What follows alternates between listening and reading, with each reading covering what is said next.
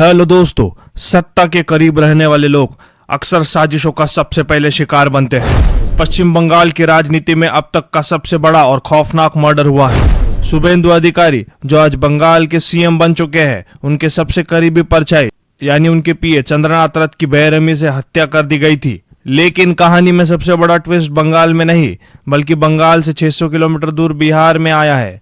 हत्या बंगाल में हुई लेकिन हत्यारों के तार बिहार के बक्सर से जुड़ रहे हैं। आज की स्पेशल रिपोर्ट में मैं आपको बताऊंगा कि क्या है बिहार का कनेक्शन चंद्रनाथ रथ के मर्डर में। ये एक इंटरस्टेट क्रिमिनल सिंडिकेट का वो कड़वा सच है जिसने भारत के दो राज्यों को आमने सामने लाकर खड़ा कर दिया है। क्या यह महज एक मर्डर है या शुभेंदु अधिकारी तक पहुंचने की कोई खौफनाक राजनीतिक साजिश? वीडियो पूरा देखिएगा, आधा बिल्कुल मत छोड़िए, क्योंकि जो सुराग पुलिस के हाथ लगे हैं वो सत्ता के बहुत बड़े चेहरे को बेनकाब करने वाले हैं। चंद्रनाथ रथ यह कोई आम इंसान नहीं थे, वो एक ऐसे व्यक्ति थे जिनके पास सत्ता और राजनीति के कई अहम राज थे। उनकी हत्या ने पूरे बंगाल प्रशासन में हड़कंप मचा दिया है। जांच शुरू हुई, सीसीटीवी खंगाले गए, डेटा डंप देखा गया और पुलिस के रडार पे जो लोकेशन आई उसने सबको चौंका दिया। वो लोकेशन थी बिहार का बक्सर। बक्सर एसपी ने खुद इस बात की आधिकारिक पुष्टि कर दी कि बंगाल पुलिस और स्थानीय जांच एजेंसियों ने एक जॉइंट ऑपरेशन बक्सर से 2 संदिग्धों को धर दबोचा गया है। ये दोनों वो शार्प शूटर या हैंडलर माने जा रहे हैं जो चंद्रनाथ रथ की हत्या के सीधे संपर्क में थे। अब जांच एजेंसियों के सामने 3 सबसे बड़े सवाल है। पहला, ये मर्डर प्लॉट कहाँ रचा गया? बंगाल के किसी आलीशान बंगले में या बक्सर के किसी क्रिमिनल सेफ हाउस में?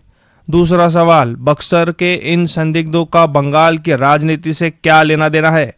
तीसरा सवाल और सबसे अहम सवाल, इन भाड़े के हत्यारों मतलब कॉन्ट्रैक्ट किलर्स को सुपारी किसने दी? क्योंकि शूटर सिर्फ ट्रिगर दबाता है, निशाना कोई और तय करता है। जैसे ही बक्सर कनेक्शन सामने आया, बिहार की राजनीति में बारूद से आग लग गई। जो मर्डर बंगाल का था उसने बिहार के लॉ एंड ऑर्डर सिस्टम को कटघरे में खड़ा कर दिया है और इसका सबसे बड़ा फायदा उठाया है विपक्षी यानी आरजेडी ने।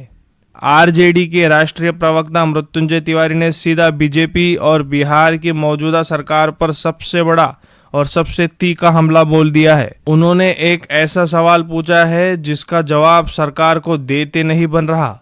मृत्युंजय तिवारी ने कहा, आखिर बिहार के अंदर अपराधियों को सेफ हेवन यानी पनाहगाह कैसे मिल रही है? दूसरे राज्यों में हत्याएं होती है और शार्प शूटर बिहार में शरण ले लेते हैं। यह साफ है कि इन अपराधियों की राजनीतिक संरक्षण मिला है और सरकार सिर्फ बयानबाजी कर रही है। जाहिर है इस भयंकर आरोप के बाद सरकार चुप नहीं बैठने वाली थी।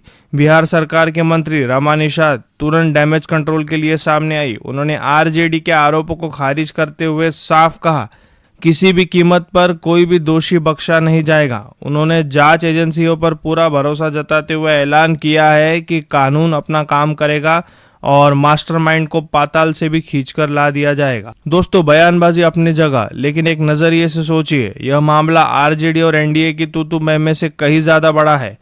पुलिस अब इंटरस्टेट क्रिमिनल सिंडिकेट की थ्योरी पर काम कर रही है। क्या भारत में अब ऐसा इकोसिस्टम बन गया है जो राजनीतिक हत्याओं को अंजाम देने के लिए दूसरे राज्यों से कॉन्ट्रैक्ट किलर्स इंपोर्ट करता है ताकि पुलिस की जांच को भटकाया जा सके? चंद्रनाथ रथ का मर्डर एक आइसबर्ग का सिर्फ ऊपरी हिस्सा है। इस हाई प्रोफाइल पीए का मर्डर किसी लोकल गुंडे की हिम्मत नहीं हो सकती। इसके पीछे करोड़ों की फंडिंग, एक शातिर राजनीतिक दिमाग और एक बहुत बड़ा मोटिव होगा। बक्सर के ये 2 संदिग्ध तो सिर्फ मोहरे हैं। असली सवाल ये है कि शतरंज का ये खूनी खेल कौन खेल रहा है? दोस्तों, आपको क्या लगता है? क्या बंगाल के इस हाई प्रोफाइल मर्डर में बक्सर कनेक्शन महज इत्तेफाक है या इसके पीछे कोई बहुत बड़ी राजनीतिक साजिश रची गई है? क्या आरजेडी का यह आरोप सही है कि अपराधियों को संरक्षण मिल रहा है? अपनी बेबाक राय, अपना गुस्सा और अपना विश्लेषण नीचे कमेंट बॉक्स में जरूर लिखें। इस वीडियो को इतना शेयर करें कि दोनों राज्यों की सरकारें पर जल्द न्याय का दबाव बने। ऐसे ही अनसेंसर्ड और बेबाक इन्वेस्टिगेटिव रिपोर्ट के लिए हमारे चैनल को अभी के अभी सब्सक्राइब करें। आप देख रहे थे मुंबई टुडे लाइव। मिलते हैं आपसे अगले अपडेट में, तब तक के लिए जय हिंद, जय भारत।